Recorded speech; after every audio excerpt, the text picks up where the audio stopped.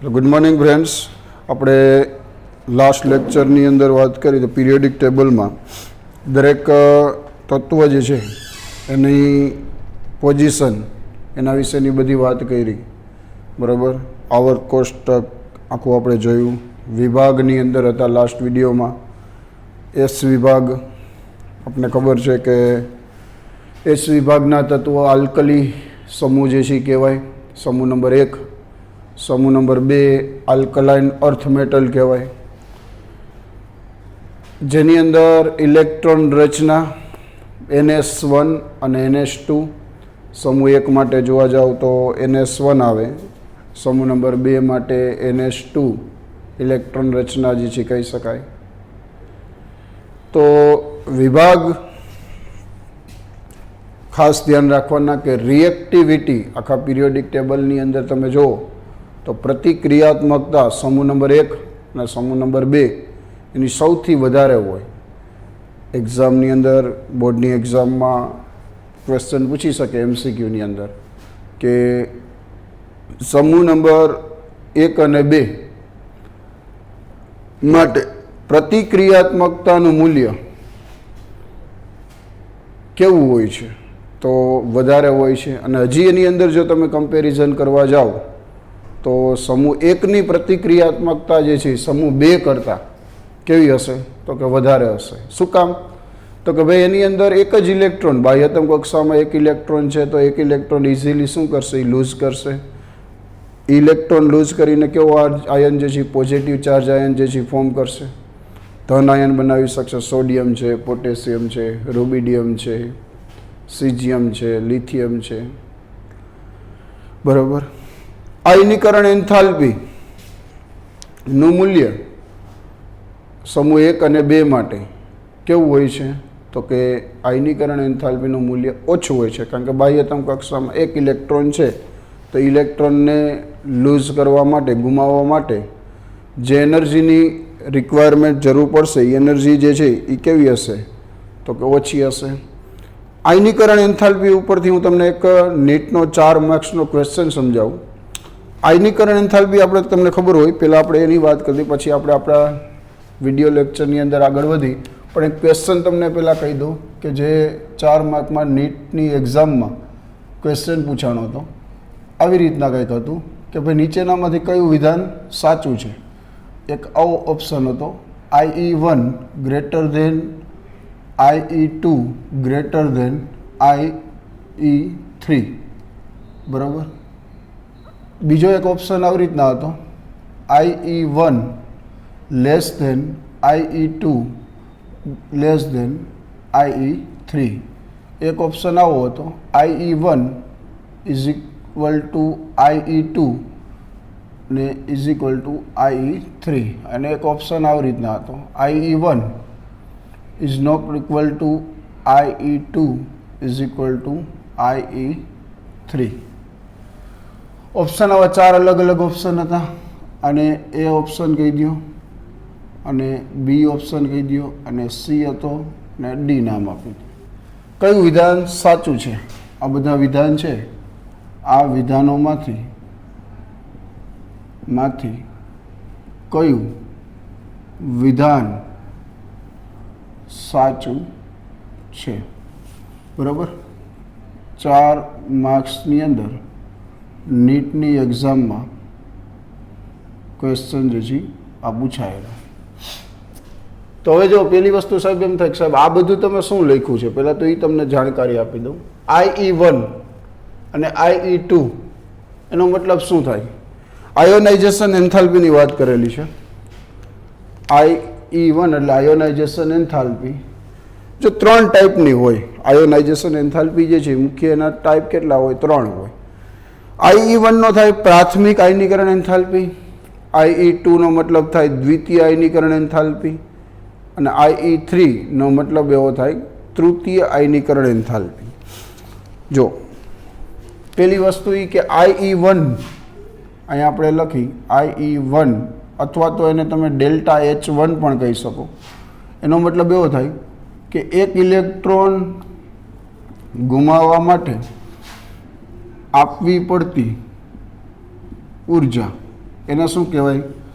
પ્રાથમિક આયનીકરણ એન્થાલ્પી. આનું બીજું નામ જે છે એ આમ લખાય, પ્રાથમિક આયનીકરણ એન્થાલ્પી. બરાબર. IE2 નો મતલબ એવો થાય, IE2 બરાબર તમે લખી શકો ડેલ્ટા H2. એનો મતલબ એવો થાય કે ફરીથી પાછો એમાંથી ને એમાંથી, એટલે ટોટલ 2 ઇલેક્ટ્રોન. 2 ઇલેક્ટ્રોન ગુમાવવા માટે આપવી પડતી ઉર્જા એને શું કહેવાય? દ્વિતીય આયનીકરણ એન્થાલ્પી કહેવાય. એનું નામ અપાય દ્વિતીય આયનીકરણ એન્થાલ્પી. રેડી? અને હજી એક આવે IE3 એટલે કે ડેલ્ટા H3. ટોટલ 3 ઇલેક્ટ્રોન એમાંથી ને એમાંથી, બરાબર, 3 ઇલેક્ટ્રોન ગુમાવવા માટે આપવી પડતી ઉર્જા એને કહેવાય તૃતીય આયનીકરણ એન્થાલ્પી. રેડી? 3 પ્રકારની આયનીકરણ એન્થાલ્પી હોય. પ્રાથમિક હોય, દ્વિતીયક હોય, પ્રાથમિક, દ્વિતીયક અને તૃતીયક. 3 પ્રકારની હોય.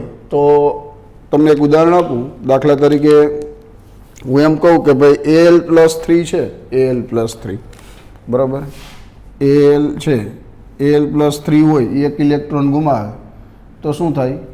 Al+2 બનશે. તમને એક સિમ્પલ ઉદાહરણ આપું. આપણે સોડિયમનું ઉદાહરણ લઈએ કે ભાઈ દાખલા તરીકે સોડિયમ છે, એનો પરમાણુ ક્રમાંક Z બરાબર 11 છે, બરાબર, સોડિયમ. તો આમાં એટલી ખબર પડે ને તમને, 11 પ્રોટોન હશે, 11 ઇલેક્ટ્રોન હશે. રેડી? હવે પ્રાથમિકનો મતલબ શું થાય? પ્રાથમિકનો મતલબ આવો થાય કે ભાઈ એક ઇલેક્ટ્રોન ગુમાવી દે છે, સોડિયમ પ્લસ આયન બનાવી દે. તો 11 છે પ્રોટોન, અને હવે કેટલા ઇલેક્ટ્રોન રહેશે? 10 ઇલેક્ટ્રોન રહેશે. તો આમાંથી આ બન્યું તો એને આપણે શું કહેશું? ડેલ્ટા H1 અથવા તો IE1. બરાબર. હજી તમે એનામાં આગળ વાત કરો તો આવું થશે, 11 પ્રોટોન અને 9 ઇલેક્ટ્રોન હશે, બરાબર. તો આને આપણે શું કહેશું? ડેલ્ટા H2 કહેશું. અને હજી આગળ વાત કરી, 11 પ્રોટોન રહે અને 8 ઇલેક્ટ્રોન થઈ જાય. 11 માંથી 10 થયા, ડેલ્ટા H1, 10 માંથી 9 થયા, ડેલ્ટા H2, 9 માંથી 8 થયા, ડેલ્ટા H3 કહેવાય. તો હવે તમે વિચાર કરો, આની અંદર તમને ખબર પડે કે ભાઈ કઈ આયનીકરણ એન્થાલ્પીનું મૂલ્ય વધારે થવું જોઈએ. વિચાર કરો. પ્રાથમિક આયનીકરણ એન્થાલ્પી વધારે હોવી જોઈએ, દ્વિતીય વધારે હોવી જોઈએ કે તૃતીય વધારે હોવી જોઈએ? તો તમને ખબર પડે કે 11 પ્રોટોન 11 ઇલેક્ટ્રોન જે છે એને જે આકર્ષણ બળથી ખેંચી રાખે એના કરતાં 11 પ્રોટોન 10 ઇલેક્ટ્રોનને વધારે આકર્ષણ બળથી ખેંચી રાખશે. સમજાય છે? કેન્દ્રમાં 11 પ્રોટોન હોય, બાહ્યતમ કક્ષામાં 11 ઇલેક્ટ્રોન હોય માની લો. તો એ જેને આકર્ષણ બળ જે બે વચ્ચેનું હોય એટ્રેક્શન, એના કરતાં એક ઇલેક્ટ્રોન વયો ગયો તો હવે 10 રહ્યા, તો 10ને વધારે ખેંચી રાખે ને. 11 પ્રોટોન 9 જ રહ્યા, માની લો હજી એક ઇલેક્ટ્રોન દૂર કર્યો તો 9 ઇલેક્ટ્રોનને વધારે આકર્ષણ બળથી ખેંચી રાખશે, એટલે વધારે ઉર્જાની જરૂર પડશે. હવે માની લો કે 11 પ્રોટોન અને 8 જ ઇલેક્ટ્રોન રહ્યા, તો એના કરતાં વધારે આકર્ષણ બળ થઈ જશે કેન્દ્રનું ઇલેક્ટ્રોન પ્રત્યેનું, તો એના કરતાં વધારે ઉર્જાની જરૂર પડશે. તો કહેવાનો મતલબ પ્રાથમિક કરતાં દ્વિતીયક અને દ્વિતીયક કરતાં તૃતીયક આયનીકરણ એન્થાલ્પી જે છે કેવી હોય છે? વધારે હોય છે. હંમેશા માટે ધ્યાન રાખવાનું, પ્રાથમિક કરતાં દ્વિતીયક અને દ્વિતીયક કરતાં તૃતીયક, એટલે એનો મતલબ એવો થાય કે ડેલ્ટા H1 હોય એના કરતાં ડેલ્ટા H2 અને એના કરતાં ડેલ્ટા H3 નું મૂલ્ય કેવું હોય છે? વધારે હોય છે. આ વસ્તુ ખબર પડે છે કારણ કે આકર્ષણ બળ વધી જાય. આકર્ષણ બળ કેવું જોવા મળે? વધારે જોવા મળે. કોનું કોનું? કેન્દ્રનું અને ઇલેક્ટ્રોનનું, એટલે કે પ્રોટોન અને ઇલેક્ટ્રોનનું આકર્ષણ બળ જે છે વધારે થઈ જાય. તો હવે તમે આમાંથી નક્કી કરી શકો કયું મૂલ્ય વધારે થશે. તો કે બી ઓપ્શનમાં તમે જો પ્રાથમિક કરતાં દ્વિતીયક વધારે છે, દ્વિતીયક કરતાં તૃતીયક વધારે છે, તો આ ઓપ્શન સાચો થશે. બરાબર. આ જે છે સાચો ઓપ્શન કહેવાશે. સિલેક્ટ આ કરશો આ ઓપ્શન સાચો નહીં થાય, કારણ કે આમાં પ્રાથમિક વધારે છે. સરખી તો હોય નહીં, આ પણ ન હોય. તો આનો જવાબ રહ્યો એ શું આવશે?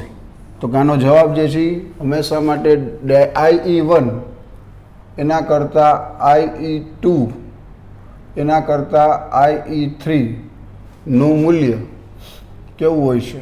વધારે હોય છે. વધારે હોય છે. ચાલો, આ વસ્તુ ખબર પડી ગઈ. 4 માર્ક્સમાં જે ક્વેશ્ચન પૂછાણો હોય ખાસ ધ્યાન રાખવાનું. ચાલો, હજી આગળ વાત કરીએ. આપણે આપણા ટોપિક ઉપર આવી. એ ટોપિકનું નામ હતું એસ વિભાગ જોઈ લીધો. પી વિભાગ વિશે લાસ્ટ વિડીયોમાં આપણે જોયું હતું. પી વિભાગ સમૂહ નંબર 13થી ચાલુ થાય. આખું ચેપ્ટર તો એમાં ભણવાનું છે જ, પણ 13થી ચાલુ કરી 18 સુધીના સમૂહ. 13માનું નામ જે છે આપણે કીધું હતું બોરોન ફેમિલી. શું નામ હતું? Boron family. ઇલેક્ટ્રોન રચના NH2NP1 સમૂહ નંબર 13 માટે વાત કરી. તો સમૂહ નંબર 13 માટે NH2 અને NP1. 14મા સમૂહ માટે ઇલેક્ટ્રોન રચના NH2NP2. 15મા માટે દરેક સમૂહ માટે પી વિભાગમાં ઇલેક્ટ્રોન રચના લગતી આવડવી જોઈએ. પી વિભાગ માટે આવું કહી શકાય. સમૂહ નંબર 13 તો ઇલેક્ટ્રોન રચના NH2NP1. સમૂહ નંબર 14 ઇલેક્ટ્રોન રચના NH2NP2. સમૂહ નંબર 15 ઇલેક્ટ્રોન રચના NH2NP3. સમૂહ નંબર 16 એની ઇલેક્ટ્રોન રચના NH2NP4. સમૂહ નંબર 17 ઇલેક્ટ્રોન રચના NH2NP5. અને લાસ્ટ સમૂહ નંબર 18 ઇલેક્ટ્રોન રચના NH2NP6. તો આવી common electron Rachna NH2NP1 to 6 આવી એની ઇલેક્ટ્રોન રચના જે છે લખી શકાય પી વિભાગ માટે. 13માને આપણે બોરોન ફેમિલી કીધું હતું. 14મા માટે કાર્બન ફેમિલી કહેવાય, પેલું તત્વ કાર્બન આવે. 15મા માટે આપણે વાત કરો તો નાઇટ્રોજન ફેમિલી. નિકોજન્સનો મતલબ થાય ઝેરી, અત્યંત ઝેરી હોય એના બધા તત્વો. નાઇટ્રોજન છે, ફોસ્ફરસ છે, આર્સેનિક છે, નિકોજન્સ ફેમિલી કહેવાય. સમૂહ નંબર 16 ઓક્સિજન ફેમિલી, ચાલ્કોજન્સ નામ આપ્યું હતું. 17મો હેલોજન સમૂહ, ફ્લોરિન, ક્લોરિન, બ્રોમિન, આયોડિન, એસ્ટેટિન આ બધા તત્વો. 18મો સમૂહ નોબલ ગેસ, નિષ્ક્રિય વાયુઓનો સમૂહ કે જેની ઇલેક્ટ્રોન રચનામાં અષ્ટક પૂર્ણ જ હોય. અષ્ટક પૂર્ણ હોય એટલે એનો મતલબ એવો થાય કે એને ઇલેક્ટ્રોન ગુમાવવાની જરૂર નથી, ઇલેક્ટ્રોન મેળવવાની જરૂર નથી. રાસાયણિક રીતે પ્રતિક્રિયાત્મકતા એની સૌથી નહીવત, પ્રક્રિયા ન આપે, રાસાયણિક પ્રક્રિયા ન આપે એટલે એનો મતલબ એવો થયો કે રાસાયણિક રીતે કેવો છે? નિષ્ક્રિય છે. આ વસ્તુ ખબર પડે? બરાબર. તો આપણે જે વાત કરી છે પી વિભાગ, લાસ્ટ વિડીયોમાં આપણે જોયું. ઇલેક્ટ્રોન રચના દરેક સમૂહ જોયા. ચાલો, હવે આજના લેક્ચરની થોડીક વાત કરી તો આજના લેક્ચરમાં થોડીક બેઝિક પ્રસ્તાવના ડી વિશેની તમને માહિતી આપી દઉં. ડી વિભાગના તત્વો. ડી વિભાગના તત્વો એટલે એનો મતલબ શું થાય? તો કે ભાઈ ડી વિભાગના તત્વો એને સૌથી પહેલાં તો એમ કહેવાય કે ડી વિભાગના તત્વો જે છે એને બીજું નામ છે ને ટ્રાન્ઝિશન એલિમેન્ટ પણ જે છે કહેવાય. બીજું નામ છે ટ્રાન્ઝિશન એલિમેન્ટ. બરાબર, ટ્રાન્ઝિશન એલિમેન્ટ્સ જે છે કહેવાય. સંક્રાંતિ ધાતુ તત્વો અને બીજું નામ છે સંક્રાંતિ ધાતુ તત્વો. બરાબર. સંક્રાંતિ ધાતુ તત્વો શું કામ કહેવામાં આવે? તો કે ડી વિભાગના જેટલા તત્વો છે, ટ્રાન્ઝિશનનો મતલબ થાય બ્રિજ. શું થાય?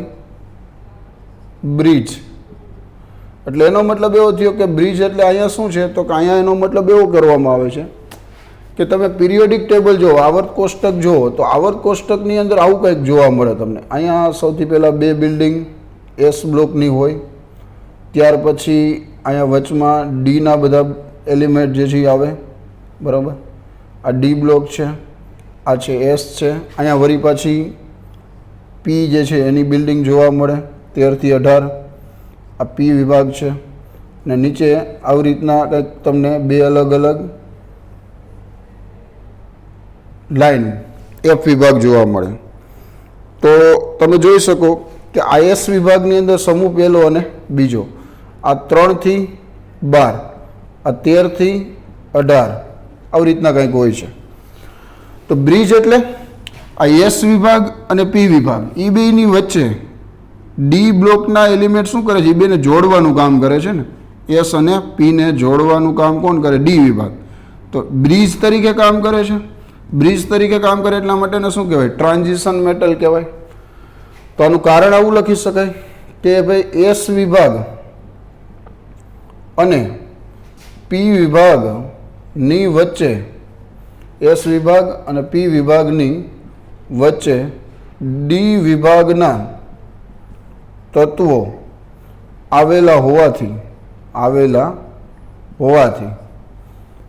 એને શું કહેવામાં આવે? ટ્રાન્ઝિશન. એની જે પ્રોપર્ટી હશે બેની વચ્ચેની, બેને જોડવી, એસ અને પી વિભાગને જોડવાનું કાર્ય કરે છે, ટ્રાન્ઝિશન કરે છે, કનેક્ટ કરવાનું કામ કરે છે, બ્રિજ તરીકે કામ કરે છે. ડી વિભાગના તત્વો આવેલા હોવાથી તેને શું કહેવામાં આવે? ટ્રાન્ઝિશન એલિમેન્ટ્સ જે છે કહેવામાં આવે. સંક્રાંતિ તત્વો, શું નામ અપાય એને? સંક્રાંતિ ધાતુ તત્વો. મોટાભાગના ડી વિભાગના જેટલા તત્વો હશે એ કેવા હોય? મેટલ હોય, એટલે કે ધાતુ તત્વો જે છે જોવા મળે. ચાલો, આ વસ્તુ ખબર પડી ગઈ. ડી વિભાગ વિશે એક પોઈન્ટ, કે એને શું કહેશું આપણે? સંક્રાંતિ તત્વો જે છે કહેશું. ચાલો નેક્સ્ટ, એના પછી સમૂહ નંબર કેટલા આવે ડી વિભાગની અંદર? તો કે સમૂહ નંબર 3 થી 12 સુધીના તત્વો. સમૂહ નંબર 3 થી 12 સુધીના તત્વો જે છે એને આપણે શું કહેશું? ડી વિભાગના તત્વો જે છે કહેશું. 12 સમૂહ જે છે 3 થી 12, એટલે કે ડીના પેટા પ્રકાર ટોટલ 5 છે, તો સમૂહ ટોટલ 10 થશે.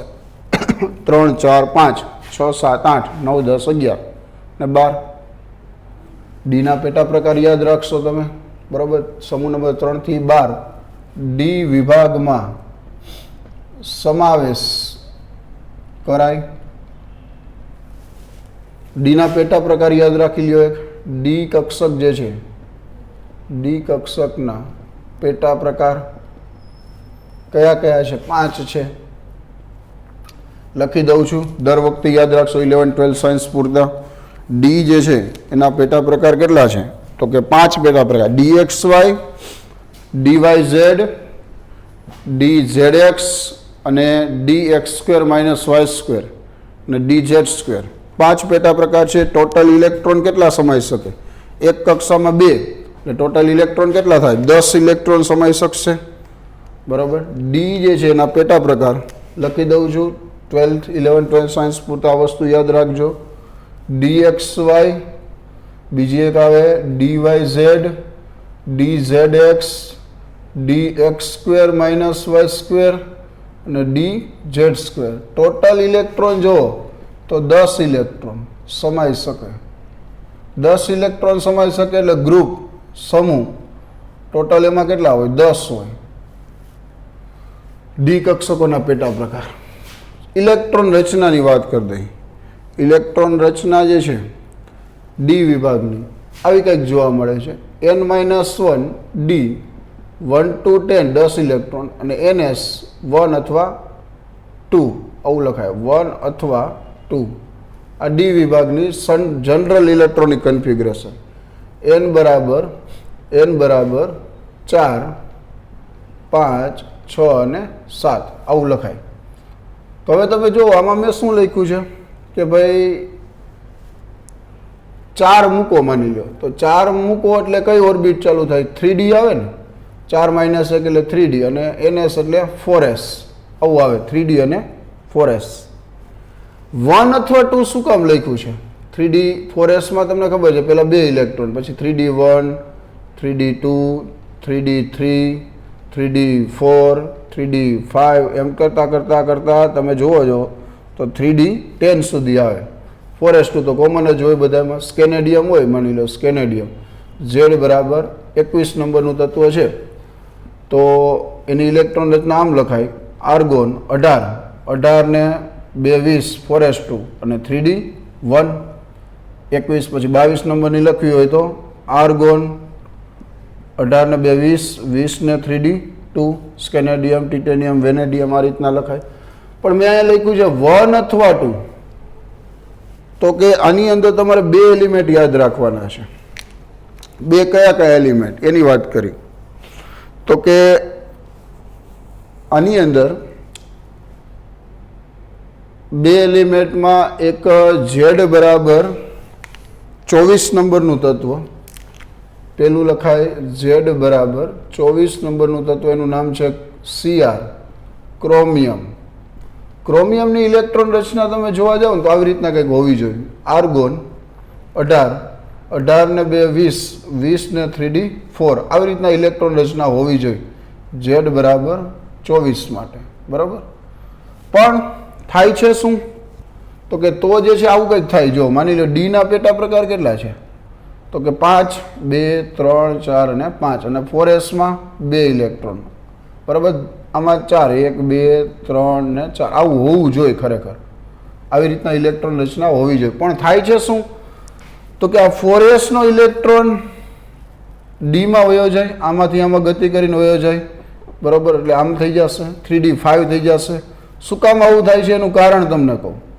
4s નો ઇલેક્ટ્રોન આમાં જે છે કેમ શું કામ જાય છે તો કે ભાઈ આની અંદર બધામાં એક એક ઇલેક્ટ્રોન થઈ ગયા ને બધામાં ઇલેક્ટ્રોન એટલે અર્ધપૂર્ણ ભરાયેલી ડી કક્ષક થઈ ગઈ ને 5 છે બધામાં એક એક ઇલેક્ટ્રોન તેની સ્થિરતા કેવી હોય વધારેનો આમાં ઇલેક્ટ્રોન પ્રત્યે શું હોય અપાકર્ષણ હોય અપાકર્ષણ એટલે આ ઇલેક્ટ્રોન ગતિ કરીને કેવા જશે આમાં જશે આ તમારી 3D લઈ લ્યો અને આ 4s બરાબર તો કહેવાનું એની ઇલેક્ટ્રોન રચના કેવી રીતના હોય છે આર્ગોન 4s1 અને 3D કેટલા થઈ જાય 5 આ કોની Z બરાબર 24 નંબર ક્રોમિયમની ઇલેક્ટ્રોન રચના આવી જોવા મળે છે બરાબર આ સાચી ઇલેક્ટ્રોન રચના અર્ધપૂર્ણ ભરાયેલી ડી કક્ષકની સ્થિરતા કેવી હોય વધારે હોય પહેલા નંબરનું અપવાદ આવું છે બરાબર બીજું એક અપવાદ તમને કહું Z બરાબર 29 કોપર એલિમેન્ટ માટે ઇલેક્ટ્રોન રચના તમે વિચારો તો આવી રીતના કંઈક લખાય આર્ગોન 18 ને 2 20 20 ને 3D9 આવું હોવું જોઈએ ખરેખર પણ થાય છે શું 4s નો ઇલેક્ટ્રોન આમાં વયો જશે એટલે આવું થઈ જશે આર્ગોન 4s1 ને 3D10 આ એની સાચી ઇલેક્ટ્રોન રચના છે બરાબર આવી રીતના નથી જોવા મળતી શું કામ તો કે ભાઈ ડી ની અંદર બધામાં ડબલ તમે વિચાર કરો આવી રીતના જુઓ તો ડી ના પેટા પ્રકાર 5 1 2 3 4 અને 5 અને આ 4s માં એક ઇલેક્ટ્રોન આમાં બધામાં ડબલ કરી નાખો 3D10 એટલે દરેકમાં ડબલ ઇલેક્ટ્રોન આ 3D આ 4s બરાબર તો એનો મતલબ એવો થાય પૂર્ણ ભરાઈ ગઈ ને ડી કક્ષક પૂર્ણ ભરાઈ ગઈ આ અર્ધપૂર્ણ ભરાય છે આ પૂર્ણ ભરાયેલી છે તેનો મતલબ અર્ધપૂર્ણ કે પૂર્ણ ભરાયેલી ડી કક્ષકોની સ્થિરતા કેવી હોય વધારે હોય છે વધારે હોય આથી શું થાય આથી 4s નો ઇલેક્ટ્રોન કેમાં દાખલ થાય 3D5 અને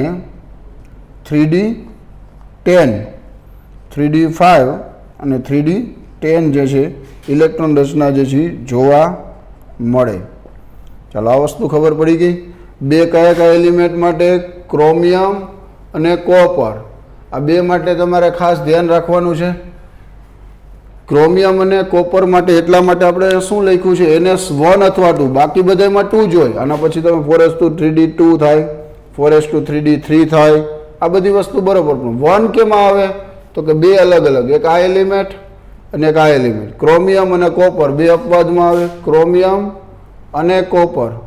Z બરાબર 29, આમાં Z બરાબર 24.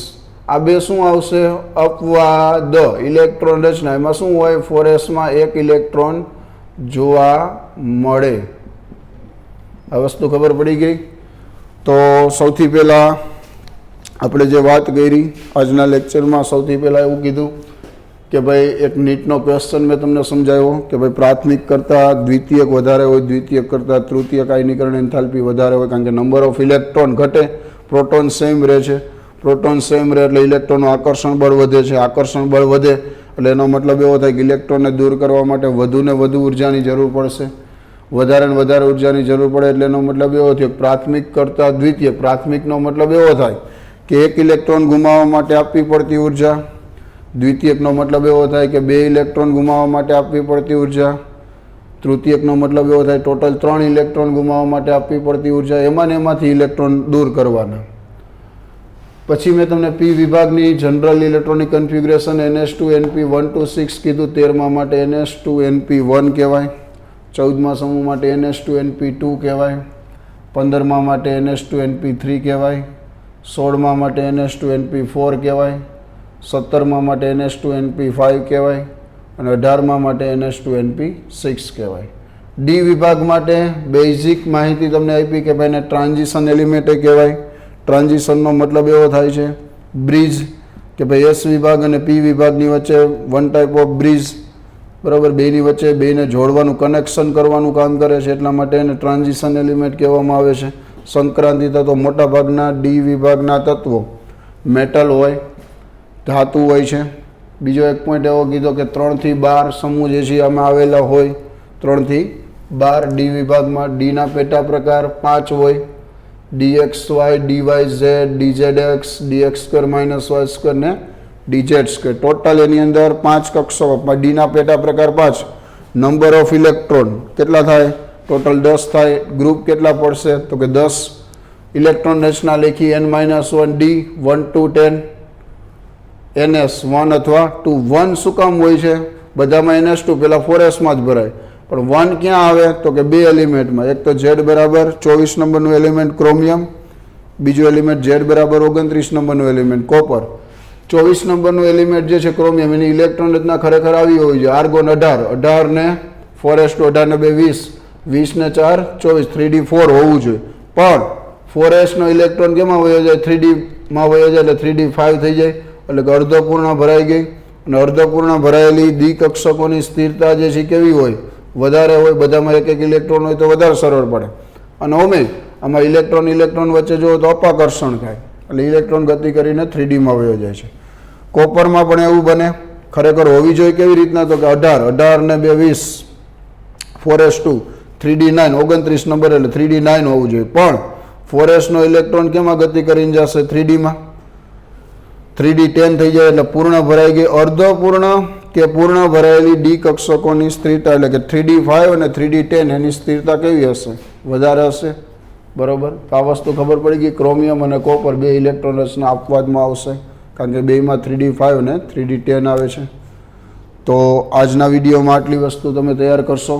ડી વિભાગ વિશે બેઝિક હજી આપણે કન્ટિન્યુ નેક્સ્ટ વિડીયો અપલોડ કરી છે કે જેની અંદર ડી વિભાગ જે છે આગળ કન્ટિન્યુ કરી છે. ડી વિભાગ અને એફ વિભાગના તત્વો. રેડી? બેઝિક ઓવરવ્યુ ચેપ્ટર તો ભણવાનું જ છે, પણ આ તમને બેઝિક ગ્રુપ વિશેનું, વિભાગ વિશેનું બેઝિક ઓવરવ્યુ જે છે આપણે આપી છે. તો આટલું તૈયાર કરો, બરાબર. નેક્સ્ટ વિડીયો આપણે હમણાં અપલોડ કરી જ છીએ. Okay, bye bye.